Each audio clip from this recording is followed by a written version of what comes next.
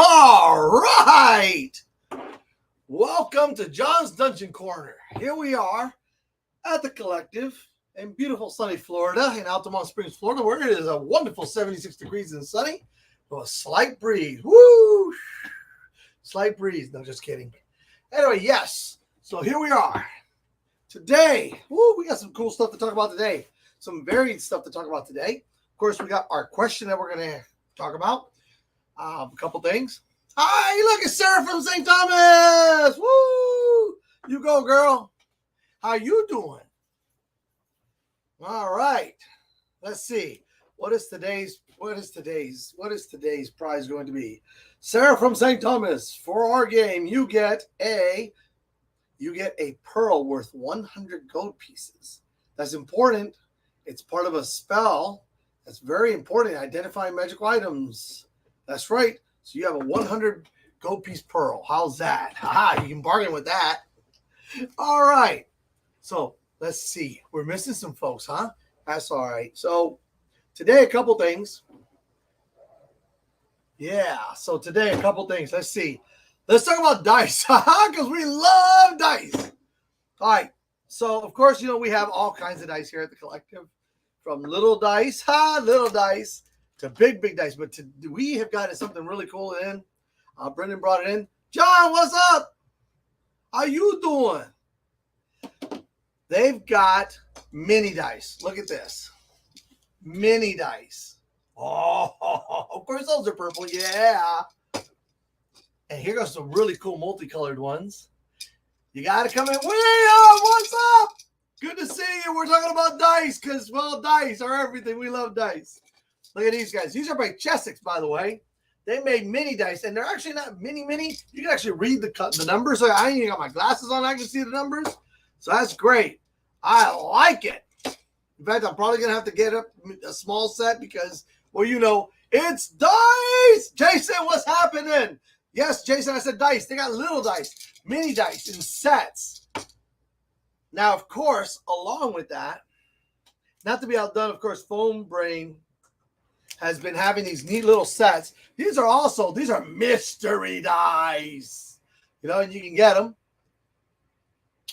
Very nice, very nice. And then, of course, they got the mystery loot, which has a randomly inserted metal die in there. And it can be any color and any size. So that's really cool. These have always been fun. It has a full set. Oh, by the way, it has a full set of dice. Okay, and the metal die. So remember, die is singular, dice is plural. And we always have lots of dice. Woohoo! Because dice are fun. All right, so with that being said, I talked about dice because dice is cool. And they have, let me tell you, at the Collective, they have so many dice. It is crazy. All right. So that's really neat. And you just got to come and see them. I can't explain them all to you. I can't even tell you about them all. There's so many. There's metal dice. There's the acrylic dice. There's 6-sided, 8-sided, individual sets, multi-sets. Anyway. All right. That's the first thing I wanted to talk about because I'm excited. Dice. We also have a lot of die too. Yes. I love it, John. All right, so let's talk about a couple things. And I'm glad, let's talk about all the new things before I get into the conversation, all right? Someone asked me, hey, so we talked about those frameworks about characters and single monsters. Are there anything with groups of monsters? And my answer to you is yes. Right here I am holding in my hands two of my favorite types of beasties. Of course, and I mean the orcs and the kobolds. And they're multi-packs. Each of them have 7 miniatures, and you can build them any which way. So, especially these kobolds, there's a guy who's going to beat you with his wooden spoon. Reminiscent of when Mom used to chase you around the house with the wooden spoon, right? Except now it's a kobold chasing you around the dungeon, or the cave, or the forest. It's awesome. These are really cool. They're kind of back here. I know you can't really see them. Let me move them over here. Okay, there they are now. You can kind of see them. Oh, okay. Let me move the mouse out the way so it doesn't do something funky. All right, so there they are. Okay. Now, I'll move this over here like that. Let's talk about what I'm holding next Now, also, let me tell you, this is one of the most impressive. I got to show this one up close. It's so impressive. This is the Balor, the Balor, the Balor, the demon. Look at that. Now, not only does it look impressive there, but check this out now. Look at the multi-pieces, all the multiple pieces that you can put them together with. There are so many different, I mean, and like I said last week, the neat thing about these big ones like this is even if you're not really into magnetics, you can easily get a small little magnet set. Oh, let me go close this door real quick. It's making noise out there. Hold on, don't go nowhere. What it is somebody's washing their truck. So you hear that compressor going. I'm like, oh, no, we ain't having that. We ain't having that. Oh, our generator is the generator. Excuse the generator. All right, so here, I'm back. Oh, look at that. So what's neat about it is you take some magnets and you just put them in. You drill enough of a hole to put the magnet in and glue it in. You put the other piece on all the different arms and settings, and you can change the look of your Balor as he pulls out the different weapons. Same thing with the ogre and all the other big pieces. That's what's neat about those. Really, really nice. Okay. So the other thing that came in that I'm really excited about is the speed paints. These are the speed paints from Army Painter. Sarah, you'll like these. Look at that. Sarah has the full set of Army Painter paints, the base sets. And these are the base set, the speed paint starter set. It comes with 13 paints. Okay. And it has a painting guide. And it's all about one coat and done. So it's really awesome. There go the colors, different colors, 13 colors. I love it. I think it's going to be really neat. I'm probably going to buy myself a set. Oh, yeah, Sarah does. I love Army Painter, too. I mean, of all the sets, I think that's actually been one of my favorites. Even though I must say, I do love my Reaper paints. I love my Reaper paints, and I have many of them. They have so many colors, but this is really neat. So you've got Pallid Bones, Zealot Yellow, Fire Giant Red, Blood Red, Hive Dweller Purple, High Lord Blue, Orc Skin, Crusader Skin, which is like a human colored, elf colored, Hardened Leather, and Grave Lord Gray. And it looks really neat. So basically, this is like you brush it on, and it's all base, shadow, and highlighting in one. Now, I haven't tried them yet, but what I will do is go try and paint a miniature this week so I can actually tell you about it firsthand. But that's not all. So the collective always being on top of everything. Army Painter also launched an air starter set. Okay. This is for those of you who have endeavored or love airbrushing. Okay. They are really neat. All right. It basically comes with how many paints come in this bad boy? 12 coverage war paint colors. There's mixing balls preloaded to every bottle. Ultra filtered airbrush formulated paints. And it's great for people who are just starting. They basically have a highlight, mid-tone, and base. So here you've got a bunch of different colors also. It says there's a perfect consistency for airbrushing. All right. I don't airbrush. I like to. But and this may start me into it because this is looks like it's pretty easy. I guess, for base coating and that, I mean, I've seen some beautiful work done with airbrushing. Look at that. It's got a 100 milliliter airbrush primer included. So they include a matte gray airbrush, primer in here. 100 milliliter. So it's a pretty big bottle. All right. So that came in new. And now they also have the individuals. They also have the individual speed paints and airbrush paints. So this is really cool. So if you want more of hey, Brenda, how are you? Welcome to the show. We were talking about all the different dice earlier. Look at that, a 19. Woo! Actually, out of everything I rolled, my low roll was a 10. Everything else, I got 18s, 15s, and higher. Yeah. We got mini dice. We were just talking about the cool paints. I definitely gonna get me myself a speed paint starter set. That's just a must for me. You guys know. Oh my gosh, you know what? I forgot to talk about this. I just kind of jumped over to the paints. I was so excited, but they got in, and I'm getting one of these. This is Jubilex, Demon Lord of Slime and Ooze. Look at that picture. Isn't that just the most prettiest thing you ever seen? You just want to hug it and squeeze it and hold it tight. Maybe not, but it's so cool. Gotta get me one. Yep, I'm getting one of those today too, because, well, it's Jubilex. Hey, DC, what's up? Welcome to the show. That's right. Yes, I did not run my D&D game on Wednesday. It was the wife's birthday. And, yep, you know, the wife, happy life. Oh, yeah, all D&D players live by that. So it's a lot of fun. Yeah, you do, DC. There's nothing like a Jubilex Demon Lord of the Slime and Ooze, baby. It's like playing with that ooze that you used to have. Yeah. She's not on today. She's got a bunch of meetings that she's had to do, but we'll miss her. Always do. She's my number one follower. Wherever you see this. Yeah, she will too. She goes back and sees it. So that's all the cool stuff that I wanted to talk about. Now I'm going to kind of talk about the question. And you'll notice that I have Def Guns to Glen Fallow here. There's a reason for this, and I'm going to talk about it in just a little bit. I've talked about it before, but I'm going to talk about it in a different way, I think. So the question that I got sent this time around was, meaning the game being Dungeons and Dragons, okay, have to be about fighting? Well, that's a really good question. It really is. And no, the answer is no, not really, no. I mean, so fighting is a part of it, but it is not the only thing it can be about. Dungeons and Dragons, and I kind of made myself some notes here.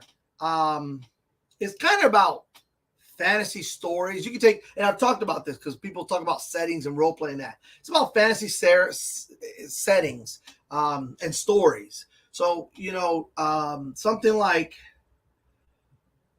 yes, the heroes are always fighting something. There's always some villain that they're fighting, just like in the stories, you know, just pretty much like in any story. Now, but there are quests, I'm going to call them quests, that involve problem solving, like haunted houses. You know, why is this house haunted? Almost kind of like a Sherlock Holmes, Nancy Drew, Hardy Boys kind of concept. Why is this happening? You know, there doesn't have to be spells being thrown or swords being swung. It can be an investigative type of thing, okay? Where, yes, you might use spells to help you detect where's that coming from, or what is this? What type of, because in a D&D scenario, you're going to have magic involved regardless, but it doesn't have to lead to combat. So you have that kind of a setting. Also, okay, here we go. And this is a great one. What was it? Oh my gosh. Come on, John. My fellow D&D, I'm just drawing the Tomb of Horrors, which is nothing but, no, wait. I think I might have it mixed up. Is it White Plum Mountain, Tomb of Horrors? The one that's nothing but traps. William, if you're still there, you might be able to help me out with this one. One of the two, there's a whole module that's nothing but about overcoming traps and tricks and riddles. I mean, that kind of a thing is also another part of Dungeons and Dragons that you can actually go into, a setting that you can go into and try to escape from. An escape room, Dungeons and Dragons, where it's not even has nothing to do with combat. It's just about trying to get out. You're caught somewhere and you're trying to get out, and you may have been captured and thrown into a dungeon. And for some reason, your rogue was able to hide a lockpick and comes and picks the lock, and now you're out. But you have no weapons, you have no armor. You got to get out of here. You know, maybe go find your weapons and armor so you can get out of here, maybe safely. But there's also that concept there. Let's see. The other thing is too, you can have merchants. You can have a whole role playing session just about merchants, with merchants and merchandising and selling especially after a group has been adventuring. Here's a good one, which we actually did. After adventuring for a while, right? You acquire a lot of things. I mean, your +1 sword becomes a +2 sword, and you hand it down. And eventually, there's no one to hand it down to. You might sell a few things, but eventually things accumulate. Okay, whether it's weapons or armor and shields and potions that you're not using and scrolls that are just sitting there. I mean, it's kind of cool. I know in 5th edition, you got people will say, well, there's not a lot of magic. Well, that depends on the game. Okay. But in my game, this is where a path that you can lead down. And eventually, you're like 13th, 14th, 15th level, and you've got all this stuff. And of course, you're not going to be able to find any one merchant who's going to be able to take it off your hands. So what do? Well, maybe you start your own little merchant business. You remember that town that you helped save and was gracious enough to give you land and all that? Why not go build a little shop there and sell stuff? All this stuff, like all this, leather armor and chainmail armor and studded leather armor and maybe even a plate or a chain shirt or something. You accumulate all this stuff and you go there and you sell it. And you set up a little shop and you have a little income coming in. And it may not be sold for full price. You may be sitting there, you're the only merchant in town. You're trying to help this place grow. There's so much you can do. And a role-playing session, maybe about just merchants coming through to buy things from you for a change. Or adventurers that come to you and buy things for, and this is an interaction. Oh, hey, George. Yeah, that's one of the few ideas that I got some ideas every once in a while, I say. But this is actually something that my character has done. I had a character who came into the game as a merchant with a merchant house. And that was his whole idea. One of our game masters he says, okay, look, every character is going to start with 2,000 gold. Do whatever you want with it. I built an entire merchant enterprise. That background, and that all happened. Let me tell you something neat about this game. I wrote a 19-page background for this character. And in that background, I described how this all came about. Okay. Now this was in the 3.5 version. Now, and in 5.0, it's a little trickier. But Antonio has sat there and reminded me that there is a book called Acquisitions Inc. that talks about building guilds, this, that, and the other. So it is possible to do. But in his background, he had come up with a concept for a libation, a spirit. And he named it and I described it. And I built the whole thing to where, I came into as a merchant who basically had this one little niche, which was this one spirit that he sold all throughout the land. And that's what his whole history of 19 pages had to do with that. Had nothing to do with combat, had nothing to do with anything but that. It was great. So yes, can the D game be about more than fighting? Absolutely. The imagination, I've said, is the only limitation. That and your game master's idea of where he wants the game to go. Okay? All right. So here's a question that I've touched on, but somebody had asked me, and I just want to touch base on it. How long does it take to play? And I've always said that's up to the group. It always depends on how much time is available. Okay? A game can last a day, a half a day, a couple of hours. It depends on what you've decided beforehand. And I always say that beforehand. Okay? Don't sit down at the table with your friends and decide you're going to run this out for like 8 hours. They may have other things to do. I always say, hey, how much time do we got? Okay, we got here at the collective, we run from like 6 to 8:30. They close at 9, so I try to wrap my game up between 8:15 and 8:30. So I know I have about a 2-hour window, 2.5 hour window, and I set up an adventure, a scene that's part of a larger adventure, which is part of a campaign. Okay, and that's the way it is. Everything kind of builds out from there. But you can play for as little as a couple of hours all the way up to a day or 2 or 3. Back in the day, we used to play over the weekend. People would come on a Friday night. We'd play for 4, 5, 6 hours, go to sleep, crash out. Some would go home. Some would just stay. We'd get up. About 10 o'clock, we'd start playing again. We'd have pizza. We'd eat dinner there. We'd have snacks and play till about 10, 11, 12 o'clock at night. 1 o'clock. Get back up and do it again on Sunday for a good 4 to 6 hours. That can be done too. So whatever time you have available, however much time you want to dedicate to it, that's how long you have to play. With that, when I was talking about does it always have to do with fighting, that there's a lot of settings. for Dungeons and Dragons. And I'm kind of going on to the next topic because someone had asked me about settings and that. Because they were looking at the books. You know, I always talk about, of course, the three base books: the Dungeon Master's Guide, the Monster Manual, and the Player's Handbook.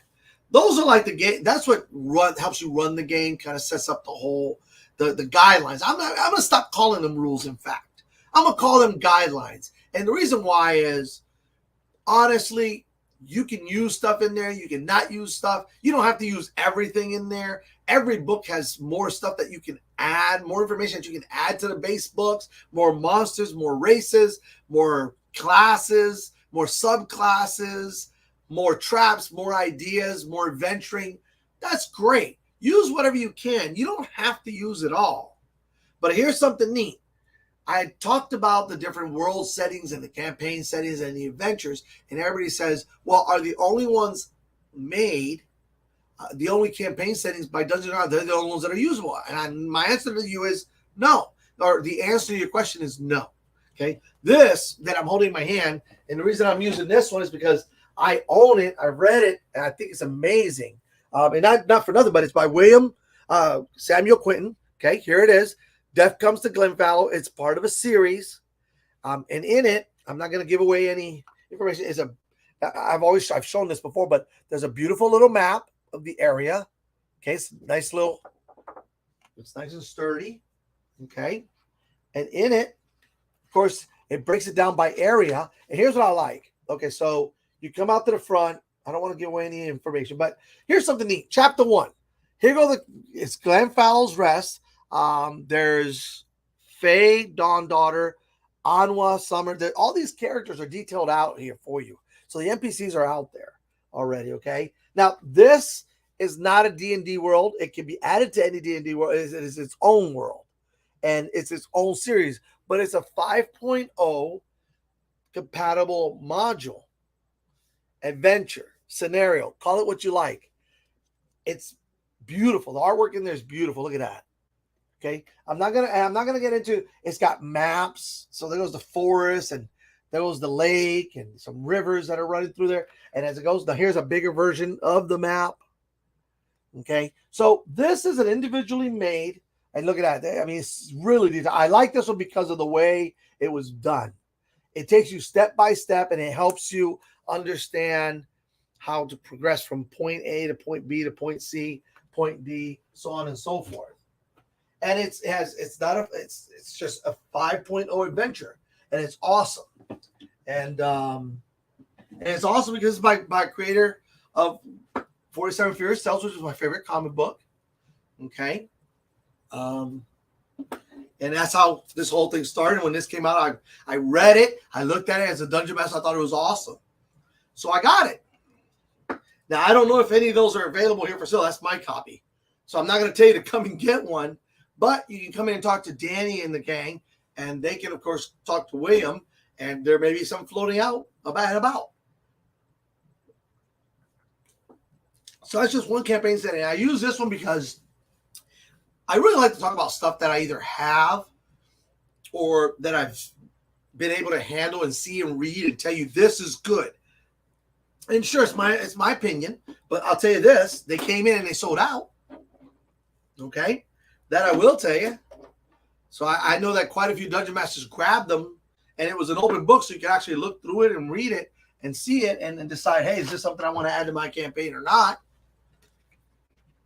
And not for nothing, I absolutely did. So I definitely endorse this book. If you guys can get your hands on it, that's awesome. I don't know that any are available here. I don't think so. I haven't seen them. You know, I always tell you guys, you have to jump on things when they're there, because they're not. One day they're just not. Okay. Hey, to remind everybody, johnsdc2021@gmail.com. That is the email to send your questions to. I have a couple more that I haven't answered. I try to answer one a week. That way I always have some in reserve in case somebody doesn't email me something that week. And I print them out and I have them right here. So I answer it. I put some ideas for me to kind of remind myself of what I was thinking when I was reading that. So yes, but I'm hoping that answered the question about does the game have to be only about fighting? It doesn't. Okay, there's a lot of ideas there. And I talked about role playing last week, so I'm not going to get into that. But you can have a whole role playing session, and that's the whole adventure. Whether it's in an inn or, like I said, with the merchants or getting information. Role playing. And I'm kind of digressing back to last week. Role playing is just an exchange of communication between two people in the game, the dungeon master and a player. But it's between the non-player character, which is played by the dungeon master, and the PC, the player character, the character of the player, in other words. The neat thing is, in Dungeon Master, this is just an idea to throw out there. Sometimes we go and we try to avoid those situations, okay? Because, so since Brenna's in my game, Brenna's character wants to know some information. And I tell her as a game master, as an NPC, he says, well, you got to go talk to Joel over there at the general goods store about that. He may be able to set your feet on the right foot or your feet on the right path. And Brenna goes, okay, well, I'm going to go over there. So now here's what happens. So now the game master is going to talk to Brenna's character exclusively. And what happens to the other players? Well, here's the neat thing about this.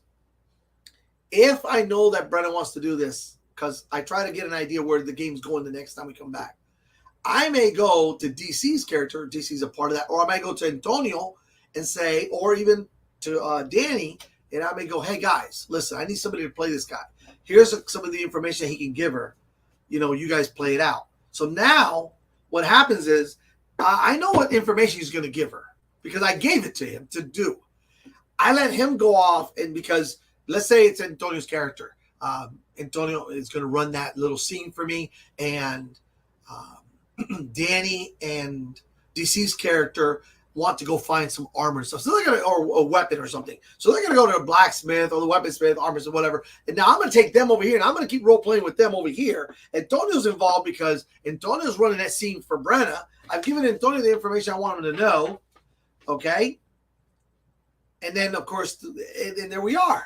Yes, we need armor. You're a barbarian. You don't need no armor, DC. You rely on your strength and your speed. And remember, if you want to go fast, you assume this position. That's the position. I don't know what it is, but characters that assume that position just run faster. I don't know. Anyway, but so see, now you've kept the whole group involved. And it's pretty neat because you start letting players run NPCs. It's not, oh my God, he's a game-changing NPC. This is game-changing information. It's information that you were going to give her anyway. You were going to give that character this information because you needed to kind of move the story along. What you've done is you just involved another character that would have been sitting there doing anything. The ability to become involved while now that's going on. They have their little role-playing session going on, and you're letting a new player kind of interact on a lower level instead of in front of everybody. Who's metagaming? I don't know her. Actually, it's funny you brought that up, metagaming. I was thinking about that because one of the questions that comes up with that is, well, if you let the player role play with her, then he's going to know what's going on. Well, 99.9% of the time, that character is going to come back to the party and say, hey, listen, here's what I found out. And it's not metagaming. It's not metagaming because metagaming would mean that the person running that adventure, I just use Antonio, would use that to help his character know something that he doesn't know. Okay. You know what? It's a fun game. It's supposed to be fun. I want players to kind of play at both ends. And yeah, Brenna is suspect of metagaming. I know, according to DC. You're not, Brenna. You're okay. You didn't even know what metagaming was. DC, leave her alone. That ain't nice. Or I'm going to have a horse throw you off. You land on your back. Anyway, so you let them experience something that's different to them. Now they're playing an NPC, and they can play them however they want. And you know what's cool? The next time they go talk to that NPC, you sit there and you get that person to play the NPC again. It's kind of neat because now they have like this little, other than their character, they got somebody that they're kind of tied to the game with. Okay, that's their NPC, and whenever they're around, and if they want to, I mean, they don't have to, but you kind of give that guy that person a personality. All right, and it's awesome when you have female characters because you can let them play like the barmaid or the I don't know, let's say the weaponsmith is a woman and you let her play. It's kind of cool because now the players are hearing a woman's voice. And I like that. I think and it's another way to once again introduce your character, your PCs into role playing. Because sometimes they may feel more what do you call it? They might feel better, more comfortable with role playing a character. It's not even their character. Jumping over to YouTube, so DC has to be mean to me, to my face. Oh, he's just playing, Brenna. Don't worry. We'll throw him off a horse again. That'll teach him a lesson. But so that's what we have, okay? So that's a neat way to also get players involved with role playing. So it makes up a lot. It gives you a lot of different. It's like an octopus. A game master a DM is like an octopus with all kinds of arms reaching out into different aspects of the game at the same time. That's kind of cool. Or maybe a beholder if I was. No, just kidding. No, I like the beholder too. Oh my gosh. Okay, so anyway, enough of beholders. But anyway, that's what I have for you, my fellow adventurers, today. I hope you enjoyed it. Don't forget, johnsdc2021@gmail.com for next week's questions. Okay? And once again, as always, may the road always rise up to meet your feet, and may all your adventures be successful. It's John's Dungeon Corner signing off from the Collective in Altamont Springs, Florida. Have a beautiful weekend. Take care.